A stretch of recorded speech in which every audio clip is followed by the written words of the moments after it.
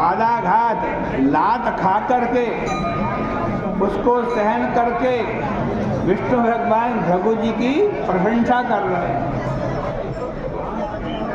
इससे भृगु जी बड़े नहीं हो गए।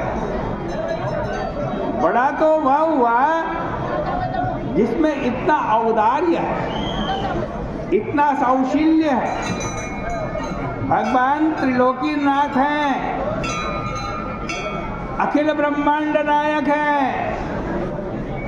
लेकिन फिर भी छाती पर पांव मारने वाले के भी वो पांव दबाते हैं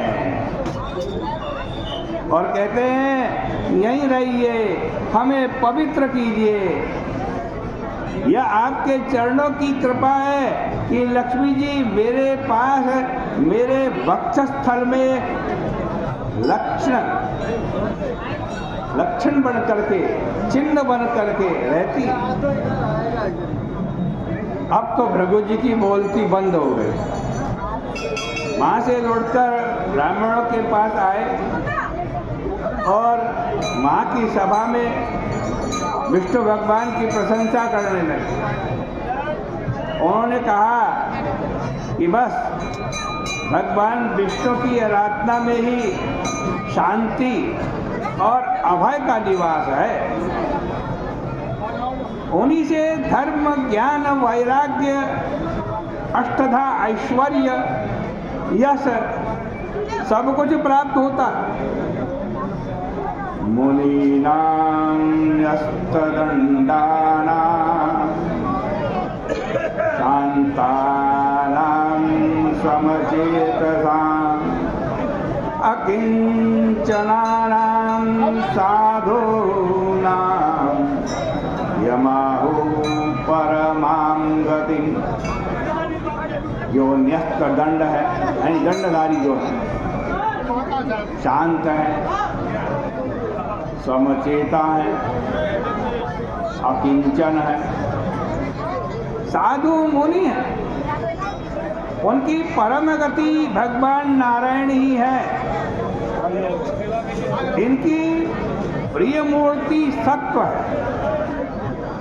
ब्राह्मण इनके इष्ट देवता हैं और निष्काम लोग इनका भजन करते हैं। बुद्धिमान पुरुष विष्णु का भजन नहीं करते। आज विष्णु का भजन नहीं करेंगे तो किसका करेंगे? देव, असुर, राक्षस, ये सब भगवान की ही आकृतियां हैं। ऐसी कोई चीज दुनिया में नहीं है जो भगवान की आकृति ना हो। यहाँ तक कि मच्छर, बिच्छू, सर्प भी भगवान की ही आकृति हैं। लेकिन मशकाय नमः, वृश्चिकाय नमः, कंसाय नमः, यह कहकर हम मच्छर, बिच्छू आदि के रूप में भगवान की पूजा नहीं की जाती है। क्यों नहीं की जाती?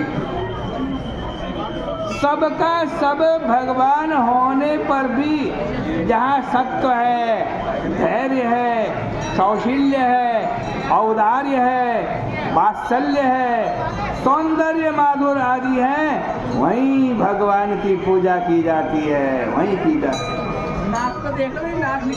सुखदेव जी महाराज कहते हैं कि परीक्षित, ऋषियों ने अपने लिए नहीं, संसार के मनुष्यों का संशय मिटाने के लिए ब्रह्मा, शिव और विष्णु की परीक्षा लेने की युक्ति रची थी। भगवान का ये चरित्र बड़ा पवित्र है। सुखदेव जी कहते हैं, आगे की कथा सुनो। एक दिन की बात है, द्वारिका में एक ब्राह्मण के घर में बेटा हुआ, लेकिन वो पैदा होते ही मर गया। देखो उस समय के राजतंत्र की महिमा। राजतंत्र किसे कहते हैं? ब्राह्मण तुरंत अपने बेटे के शव को उठाकर ले गया और राजद्वार पर रख दिया और विलाप करते हुए कहने लगा, राजा, तुम्हारी दुष्टता से ही मेरा बेटा मरा है, तुम्हारी दुष्टता से मरा।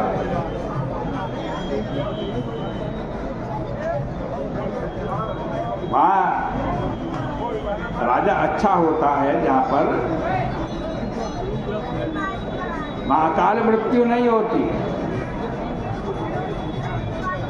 अरे तुम लोग ब्रह्मद्वेषी हो गए हो, लोभी हो गए हो, विषयात्मा हो गए हो। तुम्हारे कर्म दोष के कारण ही मुझे अपने बेटे से वंचित होना पड़ा। जहाँ राजा दुष्ट होते हैं वहाँ प्रजा दुखी रहती है। भगवान कृष्ण के दरबार में कह रहा है ये ब्राह्मण। इसके बाद भी एक एक करके ब्राह्मण 8 बालक उसके पैदा हुए और सभी मरते गए। वो ब्राह्मण हर मरे हुए बालक को राजा के दरवाजे पे पटक दे और वही विलाप करे। 9वें बालक के समय अर्जुन द्वारिका में आए हुए थे। उन्होंने ब्राह्मण की पूरी बात सुनी और उनसे कहा कि क्या तुम्हारे नगर में कोई धनुर्धारी क्षत्रिय नहीं, जहाँ ब्राह्मणों को इतना कष्ट हो रहा है? जहाँ ब्राह्मणों को इतना कष्ट होता है वहाँ तो नट ही राजा के रूप में वेश धारण करके रह रहे। मैं तुम्हारे बेटे को जिंदा करूंगा और यदि न जिला सकूं तो अग्नि के अंदर प्रवेश कर जाऊंगा।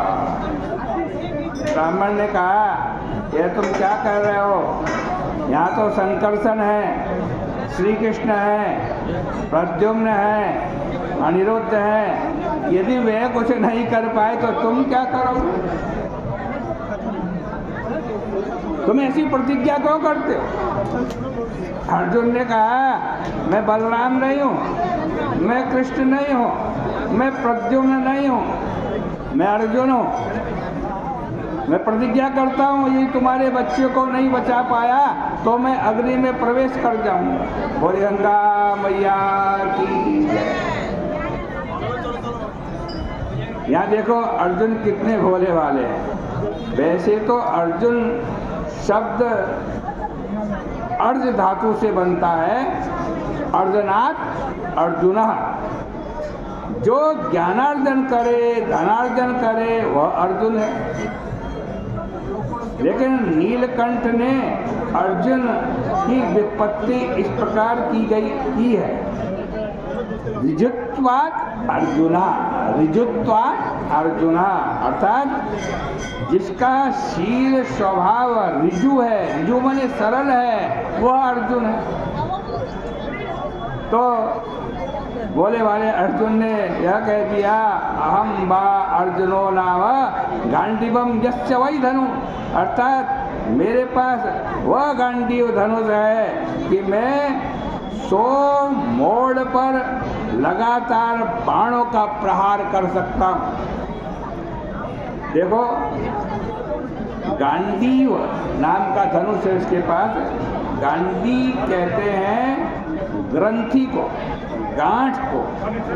गांडीव में इतनी गांठ बनी हुई थी कि अर्जुन चाहे जहाँ से, चाहे जिस कोण से उसको मोड़ कर उसके द्वारा लक्ष्य भेद कर सकते थे। इसी से उनके धनुष का नाम गांडीव हुआ था।